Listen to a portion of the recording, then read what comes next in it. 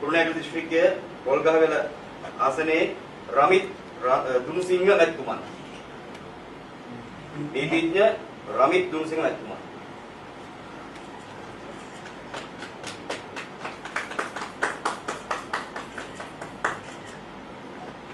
රත්නපුර දිස්ත්‍රික්කයේ ඇහැලිගොඩ ආසනයේ ආසන කැඳුම් කරවන ලෙස කුඩා බණ්ඩාර ඉලුක්පිටිය මැතිතුමා.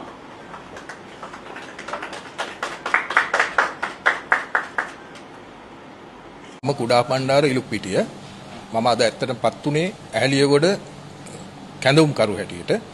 මම ශ්‍රී ලංකා නිදහස් පක්ෂයේ හිටපු කලවාන ප්‍රධාන සංවිධායක ආසන සංවිධායක. මොකක්ද වෙලා තියෙන්නේ? මේ තක් වෙනකන් හිටියද? නෑ. අපි ආවනේ ගියසරේ ඡන්දවිලේ අපි ආව 40ක්. ඒ ආපු කට්ටියගෙන් මම ගියසරේ තරං කරා මේ පොහොට්ටුවෙන් රත්නපුර දිස්ත්‍රික්කයට පාර්ලිමේන්තු මැතිවරණය. දැන් මේ හැම පක්ෂයක්ම මැතෑරලා පොදු ජන පෙරමුණට එනවා කට්ටිය මොකද හිතෙන්නේ මේ? අපිට ජාතිකවාදී කඳවුරක් ජාතිකවාදී නායකයෙක් ඉතුරු වෙලා ඉන්නේ මේ රාජපක්ෂ නාමල් රාජපක්ෂ මැතිතුමා විතරයි. ඇත්තට නායකයෙක් විදිහට මේ පක්ෂේ. ඒකින්ද තමයි මේ රාජපක්ෂවරු හොයාගෙන ඒ රටට ආදරය කරන මිනිස්සු මේ අපේ ජාතික තලයේ ඉන්න ජාතිකත්වයට ආදරය කරන මිනිස්සු මෙතෙන්ට පැමිණෙනවා. අනිත් පක්ෂ ඔක්කොම අතහැරලා. ඒක තමයි වේගන යන්නේ. ඒක අද කඩා වැටීමකට ලක් වෙලා තියෙන්නේ. ප්‍රබෝධමත්මද ඇවිල්ලින්නේ නැත්නම් බැරි හරි අමාරුවෙන්ද බලින් ගෙන්නව ගන්නවද මොකක්ද සත්‍යය? මම අද පක්ෂයක් විදිහට ලංකාවේ සීග්‍රේම් ගම් මට්ටමේ ගොඩනැගෙන දේශපාලන බලවේගයේ බවට ශ්‍රී ලංකා පොදු ජන පෙරමුණ පත් වෙලා තියෙනවා. ඒ වගේම රටේ ජනතාවගේ මතය සහ ජනතාව වෙනුවෙන් පෙනී හිටින විපක්ෂයේ ශක්තිමත්ම දේශපාලන බලවේගයේ බවට ශ්‍රී ලංකා පොදු ජන පෙරමුණ පත් වෙනවා. ඒ තුල මම හිතන්නේ මේ රටේ ග්‍රාමීය මට්ටමේ වගේම නාගරික මට්ටමේ ජනතාව වෙනුවෙන් ව්‍යවසායකයා ව්‍යාපාරිකයා ගොවියා දීවරයා කම්කරුවා මහා සංඝරත්නය වෙනුවෙන් වගේ මේ රටේ තරුණයා තරුණිය කාන්තාව වෙනුවෙන් පෙනී හිටින දේශපාලන බලවේගයක් විදිහට ශ්‍රී ලංකා පොදු ජන පෙරමුණ ගොඩනගෙනවා. ඔබතුමා මේ සංගීත විදේශූරියගේ මිලියන 23 ඩොලර් මිලියන 23 සින්දු එහෙම අහලා තියෙනවද? මම දැක්කා. ඉතින් මම හිතන්නේ එතුමා සත්භාවයෙන් තමන්ගේ යාළුවෝ කීපයකට කතා කරලා ඩොලර් මිලියන 23ක් දෙන්න ඉන්න ඇති. ඉතින් ඔහු සංගීතඥයෙක්නේ. ඔහු මේ දේශපාලඥයෙක්වත් රාජ්‍ය පරිපාලනයේ ඉන්න කෙනෙක්වත් නෙවෙයිනේ. ඉතින් ජනාධිපතිවරයාට හම්බුනාම සමහර විට මේ ආණ්ඩුවේ අයට ඒ කාර්යය කරගන්න තේරෙන්නේ නැති වෙන්නේ නැති. මොකද හුඟක් අපි දකින්නෝනේ අද මේ අයට වැඩක් කරගන්න ගියාම මේ වැඩ කර ගැනීම පිළිබඳ අනවබෝධයක් තියෙනවා. ඒක හංගන දෙයක් නෙවෙයිනේ. ඉතින් ඒ අනුව සමහර විට මොහු ගෙනාපු ඩොලර් මිලියන 23ත් ඒ හා සමානව වෙන්නේ නැති දේ. ඔකට අපි සංගීත බැලලා වැඩක් නැහැ නේ. ඉතින් එයා සත්භාවයෙන් කරපු වැඩක් නේ. තමයි ඔබතුමාගේ පැහැදිලි නෑ. ඔබතුමාගේ විස්තර කිල්ල පැහැදිලි නෑ. කියන්නේ මොකද්ද කියන්නේ ඔබතුමා කියන්නේ මේ ඒගොල්ලන්ට බැරුණා කියන මොකද්ද පැහැදිලි නෑ මොකක්ද? ආණ්ඩුවේ වැඩ බැරි බව තවදුරටත් තහවුරු වුණා. මොකද සංගීත විජේසූරිය මහත්තයා ගෙනාවු සල්ලි ටික මේක ඇතුළට ගන්න මැනේජ් කරගන්න හැකියාව නොහැකියාව ඒකද ඔබතුමා කියන්නේ? එහෙම ගෙනාව නම් එතුමා කියන විදියට මම නෙවෙයි එතුමානේ කියන්නේ ගෙනාව කියලා. එහෙම ගෙනාව නම් ආණ්ඩුවට ඒකේ ප්‍රයෝජනයක් ගන්න තේරුනේ නැහැ. ඉතින් ඒකට අපි සංගීත බැලලා වැඩක් නැහැ. මොකද ඔහු කලාකරුවෙක් නේ. ඔහුගේ ඩියුටි එක සින්දු කියන එක. ඉතින් සංගීතඥයෙක් තමන්ගේ සත්භාවයෙන් එන්නේ නැතිනේ. සත්භාවයෙන් අපි අපේ ඔහුගේ දේශපාලන මතේ හිටපු පක්ෂයක් ඔහු බලයට ගේන උදව් කරපු දේශපාලන පක්ෂයක්. ඉතින් මේ පක්ෂේ බලයේ ඉන්න වෙලාවේ යම් හොඳ වැඩක් කරන්න ඕන කියලා එන්නේ නැති. එන්නේ නැති කියලා මං හිතනවා. ඉතින් ඒ ආවට පස්සේ ඉතින් ඔහු ගෙනාවු පක්ෂේ කරගන්න තේරුනේ නැහැ. ඉතින් තේරුනේ නැතුනම ගෙනාවු මිනිහට බැලලා වැඩක් නැහැ නේ. තේරෙච්ච නැති එකට පැබයින්න. දැන් මේ ඔබතුමා අපි දකිනවා හැම වේදිකාවම වගේ නිකන් මහින් හරි ත්‍රිජුවම කියනවා අපි නීතියට යටයි මේ රටේ නීතියට යටින් තමයි රාජපක්ෂවරු. එතකොට අයි බැසිල් රාජපක්ෂ හැංගිලා ඉන්නේ. මම දන්නේ හැංගිලා ඉන්නේ කියලා. එන්නේ නැතුව ඉන්නවා එහෙම කියනවා. තව ඊයේ පෙරේදා මම දන්නේ චමල් රාජපක්ෂ මහත්තයාගේ පුතාට චෝදනාව ඉන්නවා. නීතියට යටයි කියනවා මේ රාජපක්ෂ වරුමනේ මේ හැංගි මේවට ඉදිරිපත් වෙන්නේ නැතුව මේවට එන්නේ නැතුව රටින් මෙහෙට එන්නේ නැතුව රට මග ඇරලා ඉන්නේ. ඇයි? මම හිතන්නේ නෑ කිසි කෙනෙක් නීතිය මග ඇරලා ඉන්නවා කියලා. බැලේ අය රට ඉන්නවා. හැබැයි අයගේ නීතිඥවරු අධිකරණය හමුවේ උන්ගේ කරුණු දක්වනවා. ඒකම ඉතින් මේ මට වඩා හොඳට අපේ බාප්පා එක්ක මේ ආණ්ඩුව ඉහළට කතා කරනවා. නිතරම. ඉතින් ඒ අයගේ උපදේශ මත එන්නේ නැතු ඉන්නවද කියන මන් දන්නේ නෑ. ඒක අහන්න ඕනේ ඒ අයගෙනුයි බාප්පගෙනුයි. හැබැයි ඉතින් අධිකරණ ක්‍රියාවලිය ඇතුලේ ඔහුගේ නියෝජනය සිද්ධ වෙනවා.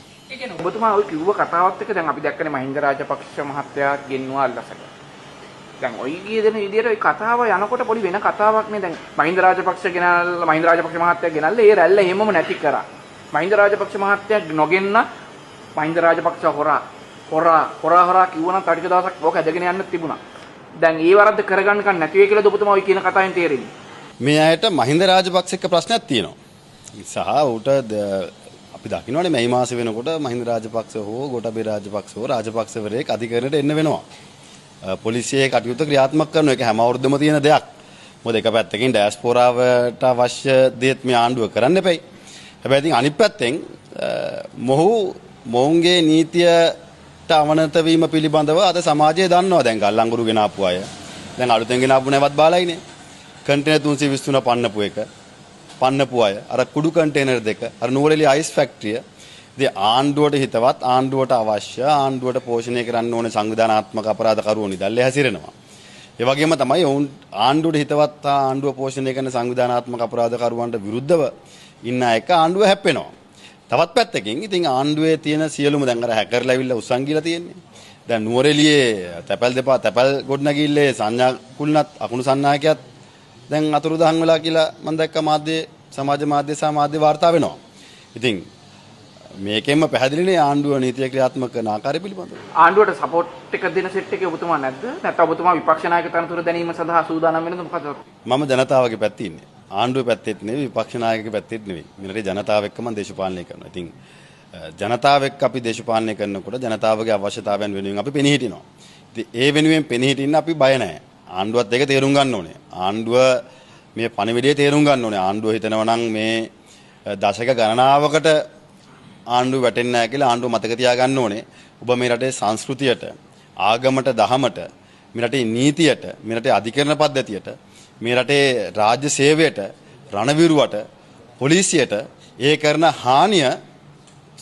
හානිය දිහා බැලුවම වසර ගණනාවක් යනකම් ඒක නැවත ස්ථාපනය කිරීමට නම් අපහසු බවක් පේනවා. ඉතින් ආණ්ඩුව හිතනවා නම් දශක ගණනාවක් ආණ්ඩුව ඉන්නවා කියලා. ඉතින් අපි ඒක මැතිවරණයකදී බලාගමු. දැන් බැසිල් රාජපක්ෂ මහත්මයා දේශපාලන ඉවත් වෙලා කියලා දැන් කිව්වා කියලා ගම්මන්පිල මහත්තයා පහුගිය දවසේ කිව්වා. ඒ කියන්නේ බැසිල් මහත්තයා එනවද දේශපාලනය කරනවද නැත්නම් දේශපාලන ඉවත් වෙලා? මතනේ එතුමා දේශපාලනය කරනවද ඉවත් වෙනවද නැද්ද කියන කාරණේ එතුමා ගත යුතු තීන්දුවක්. හැබැයි අද එතුමා ප්‍රායෝගික දේශපාලනයේ ලංකාවේ නැහැ. මේ දැන් පහුගිය දවස් මේ ප්‍රශ්නෙත් හැබැයි මට වඩා හොඳට මේ ආණ්ඩුවේ ඉහළයි උත්තර දෙයි කියලා මට හිතෙනවා. දැන් බලන් යනකොට. එහෙම සම්බන්ධයක් ආණ්ඩුවත් එක්ක ආණ්ඩුවේ මතම අහන්න ඕනේ මොකද්ද කියලා. දැන් මේ මාධ්‍ය වාර්තා කරනවා මේ ප්‍රවාහන හා මහා මාර්ග අමාත්‍ය ලේකම් කපිල පෙරේරා මහත්තයාත් ඉල්ලා අස් වෙනවා කියලා. මොකේ පෙර නිමිතිද ඔබතුමා දකින්න විදිහට හිතන්නේ? එක පැත්තකින් ආණ්ඩුව මේ රටේ රාජ්‍ය සේවකයෝ ආරක්ෂා කරන්නේ නැහැ. රාජ්‍ය සේවකයාට තමන්ගේ අභිමතය පරිදි මේ රටේ ජනතාවගේ අවශ්‍යතාවය ඉටු කරන්න කටයුතු කරන්න නිදහසක් නැති බවක් අපිට පේනවා. තවත් පැත්තකින් ආණ්ඩුව යම් දේශපාලන හස්තයක් හසුරුවමින් මේ රටේ රාජ්‍ය යාන්ත්‍රණය ජනතාවට වන සේවාවන් නොකර ඉන්න උත්සාහ කරනවා. මෙතුමන්ලා අයින් වෙන හේතුව අහන්න ඕනේ එතුමන්ලාගෙන්. ඒ හේතුව මම දන්නේ නැහැ. හැබැයි බැලු බැලමට අද මේ රටේ රාජ්‍ය සේවයේ දැඩි බිඳවැටීමක් තියෙනවා. දැන් වෙසක් පොහොය හෙට දිනට යෙදෙනවා. දැන් මේ සම්බන්ධයෙන් දැඩි කතා බහක් ඇති වුණා මේ පොහොයවල් දෙකක් යෙදීම නිසා. දැන් ඊයේ මහින්ද ජනාධිපතිතුමත් කිව්වේ මහානායක හිමිවරු කියපු විදිහට මේ පොහොය සමරනවා කියලා වෙසක් පොහොය විදිහට. මොකද්ද ඔබතුමාගේ අදහස? ඉතින් ගරු මහානායක ස්වාමීන් වහන්සේලා තීන්දුවක් කරන් තියෙනවා. ඉතින් ඒ අනුව වෙසක් සැමරීමේදාට මේ පොයත් දෙක සිද්ධ වෙනවා. ඉතින් ඒක ඒ පිළිබඳව මම හිතන්නේ අපි තර්ක කරන්න අවශ්‍ය නැහැ. එක පැත්තකින් මේ මාසේ පොයවල් දෙකක් තිබ්බා. ඉතින් අපි මැයි පළවෙනිදා පොය දිනයක් හින්දා මැයි පෙළ පාළේ අපි ගියේ නැහැ. ඒ ගෞරවය අපි දුන්නා. ඉතින් මේ වෙසක් පොය දිනේදීත් මහානායක ස්වාමීන් වහන්සේලා තීන්දුව කරපු දිනයක් තියෙනවා. ඉතින් ඒ දිනේට අපි වෙසක් සමරනවා. දැන් අර ඊයේ කිව්වා CID එකෙන් කැඳ වෙනකම් බලන් ඉන්නවා කියලා. ඊට පස්සේ කැඳවීමක් එහෙම ආවද නැද්ද? තාම නැහැ. කාලෙකින් කැඳෙව්වෙත් නැහැ. ඉතින් බලමු. ආවොත් කියන්න සූදානම්ද වුණා? අයියෝ. අපි ඉතින් මේ රටේ මේ දේශපාලන රාමුව ඇතුලේ පොලිසිය වලටයි මාලිමාවෙන් පත් කරපු පොලිස්පතිවරයටයි මාලිමාවේ JVP එකට අවශ්‍ය විදියට ජනාධිපතිවරට අවශ්‍ය විදියට නීතිය නවන සැරේට අපි කිඳිරි ගන්නවා කියලා හිතනවා නම් ආණ්ඩුවට ඒක වැරදිලා. ඉතින් ඒ හින්දා අපි ආණ්ඩුවට කියන්නේ කරුණා කළා. අද ගොවියාගේ පොහොර ප්‍රශ්නයක් තියෙනවා. පොහොර මිටිය රුපියල් 18000 20000 ගම්වල වී ටික විකුණ ගන්න විදියක් නැහැ. රුපියල් 100ට අඩුවෙන් වී කිරන්නේ. තේ ගොවියා විශාල අපහසුතාවයකට පත් වෙලා තිනා තේ ගෙවයට පොහොර නැහැ. අලුත් වෙළඳ පොලක් හොයාගන්න තියෙනවා ලෝකේ තියෙන අර්බුදයත් එක්ක. අනිත් පැත්තෙන් කර්මාන්තශාලා දිනෙන් දින වැහෙනවා. කර්මාන්තශාලා වැහෙනකොට රැකියා හිමි වෙනවා. එන ආයෝජකයෝ ටික ආණ්ඩුව හරවල යවනවා. අනිත් පැත්තෙන් මේ රටේ ත්‍රස්තවාදය පරාජය කරපු රණවිරුවන් ඔබ දඩයම් කරන්න පටන් ගන්න තියෙනවා විතරක් නෙවෙයි නැවත වතාවක් ඒ ගෞරවය නැති කරලා තියෙනවා. එන්න රාජ්‍ය නිලධාරීන් රාජ්‍ය සේවයෙන් අයින් වෙනවා. දැන් ආද ලේකම්වරයෙක් අයින් වුණා. කර්මාන්ත සංවර්ධන දෙපාර්තමේන්තුවේ සභාපතිවරයා අයින් වෙලා තියෙනවා කියලා අපි දැනගන්න තියෙනවා. ඉතින් තමන්ම පත් කරපු නිලධාරීන් මම දැක්ක ආණ්ඩුකාරයෙක් අයින් වෙලා තියෙනවා.